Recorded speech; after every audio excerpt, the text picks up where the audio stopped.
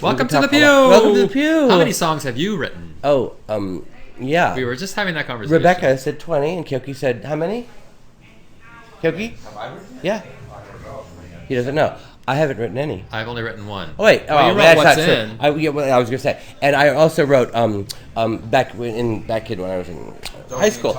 I wrote a funny versions of TV TV sitcom songs like the Beverly Hillbillies and Go Gives Out.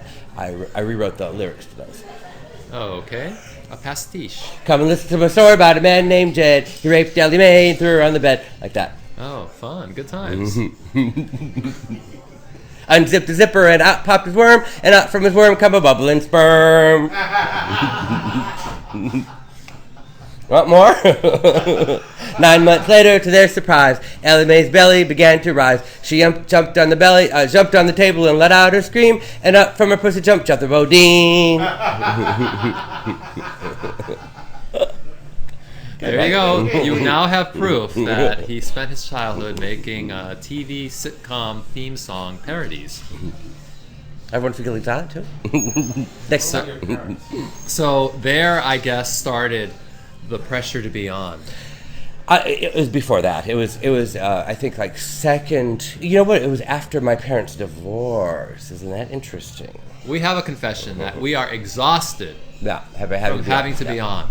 Yeah. But first, you have to explain what having to be on is. Having to be on is having that sparkly, zippy personality with a snappy answer, snappy comeback to every statement, and something funny and sharp and witty and current and celebrity-like. And Pithy, it's called. And Pithy Longstock. I remember I got in trouble when I was in second or third grade for being on all the time. I was regaling one day my second grade or third grade class with the gory chainsaw scene at the end of The Corpse Grinders. And I was sent home for that. For scaring the other students. My most extreme example of always having to be on was in my algebra class. I think it was the 7th or 8th grade. The teacher, it got so bad that the teacher put my desk in the corner of the room and moved all the other students' desks to the other side. Were you facing the other way? Did he make you face the other way? No, I still had to face the board, to see the teacher. But he put me in the most remote part of the room so I wouldn't be close to any child. Well, we won't. Exiled in algebra. Yeah, we won't comment on that. Didn't stop me though. I also got a note sent to my parents for putting dirt from my nose on another child's shirt. Oh, that's bad. I had put dirt from my nose, and I thought it was funny that she didn't write boogers.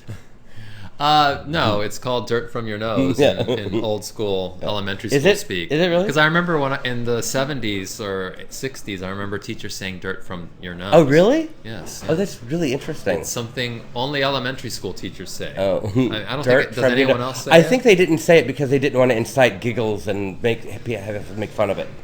Right, well, what else would you call it besides a booger? Snot. Boogers, snot. But those are all slang words. What's the appropriate... Boogers, I don't think is a slang word. What's the appropriate scientific word for it? Probably like some kind of mucus. Dried mucus? Nasal drip. Dried mucus, nasal drip. In Folger's freeze-dried. Crusty effluent? Yes. I think dirt from Not to be confused with a crusty affluent.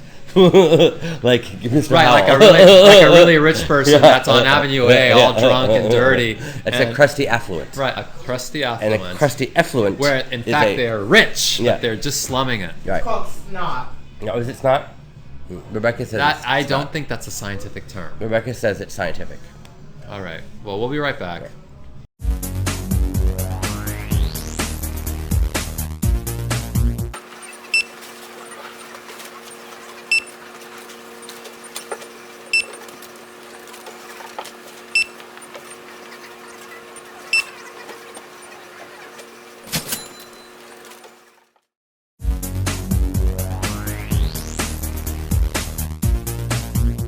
Welcome back to the Pew. Dried nasal mucus is Yes. the term that we have come up with. The correct Dried nasal mucus. scientific term. Dried nasal And mucus. there was a horrific photograph to go. Horrific? Well, knowing Rebecca, it was horrific. So bitches want to know. What do they want to I know? don't know. Lola Bell to Ernie or anyone. Okay, Gyoki, after Michael went to after Michael went to Peru, do you think the club kid scene changed? And if so, was it for the worst or better? And do you think the introduction of Class A drugs like heroin and ket were the catalyst for it breaking down like it did? Now, I would like to know if all of these grammatical and punctuation and spelling errors were made by Lola. I'd like to know if heroin and ketamine were responsible for all those grammatical Lola mistakes. Bell, or if that was you when you typed that up. No, I just cut and pasted. Oh, okay. So Lola Bell. Did the club kid scene change because you went to prison? And was it affected, and did it get worse because of drugs? I think it got worse before you went to prison. When he started doing heroin.